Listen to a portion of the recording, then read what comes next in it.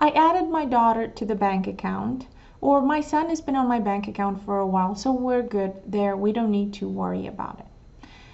There are three ways that I can think of, there may be more out there, where you can add someone, where someone, a son, a daughter, someone is on your bank account, and we'll talk about it in a minute. But for now, let's talk about some possible reasoning for adding or having someone else on your bank accounts. The two that I can think of is, one, to make sure that they have access to that bank account if you become unable to make decisions, or to help you pay bills or pay for your care if it gets to that point and you want to make it as easy as possible for them. And the other one is that when you die, you want them to have that bank account. So this brings me to the three ways that I can think of that you can have someone on your bank account. Number one, you added them as a joint tenant, meaning that they now own that account with you, which may not be the best way to go about it, because while may be good for now, what happens if in a year or two they start doing drugs, or they have a gambling addiction, or they get in with a bad crowd and they start abusing their right to that account, which they shouldn't have any, but because you added them, you gave them ownership of that account.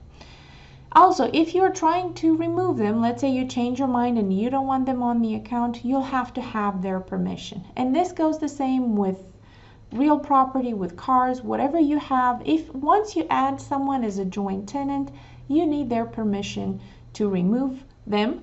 And also, if you need to make any changes, or if you need to sell real property, again, they'll have to be present to sign because they are a joint owner. May not be the best thing to do. We'll talk about the other options and what are better ways to go about giving someone access to a bank account without them having that ownership role.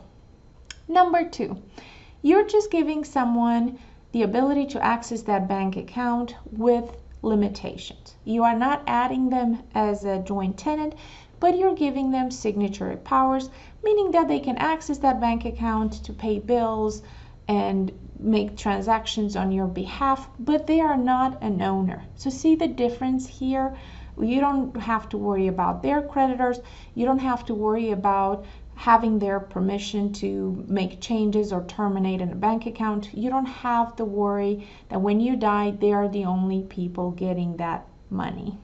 It's a big, big difference. Please go to the bank and ask all your questions and fully understand how you have added someone to the bank account, and then make the decision if that's the right thing or if you want to change that.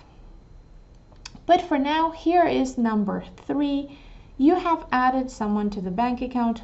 When you say my daughter is on my bank account, she is on your bank account as a payable on death, meaning that when you die, she will get that money without the need of a probate, but she will have no access during your lifetime to that money. Again, that might be what you want, and especially if you have a power of attorney, a separate power of attorney made by an attorney like us, then they'll have the access to that bank account through the power of attorney only when they go and use that document, and then when they die as payable on death, they receive that money. There are so many ways and pros and cons that I did not address in this video, otherwise it would be an hour long. But for now, just understand this. There are different ways where you can add someone to your account, where you can have someone on your account. You can have them as joint tenant. You can have them just with limited powers, like limited power of attorney within that bank, or you can have them as payable on death beneficiaries. They each come with pros and cons, and be sure to fully understand what the difference is. I urge you to go to your bank if you do have someone on your account and fully understand. Remember, the bank gets they have a benefit for having you as their client. They're using your money, so you're paying them basically. So don't be afraid to take your time, ask your questions, make sure you have your bank accounts set up properly, that they work the way you want it. For now, if you don't have someone on your bank account, I would urge you to at least consider having a payable on death designation, especially if it is a substantial account, because we want to make sure we avoid probate. You will likely be able to have different beneficiaries in percentages and so on. Do not add just one person, one of your 3 kids, thinking that they're going to do the right thing and share with the siblings. Ideally, if you have any concerns, you come and see us. You see an estate planning attorney, and there are many ways you can prepare and plan for your future, for your incapacity, for your death, without any of the cons. I hope this video helped. Thank you for watching. Be sure to subscribe to our YouTube channel. Share this video with anyone who may benefit from it. And don't hesitate to email me if you have any questions. Thank you for watching.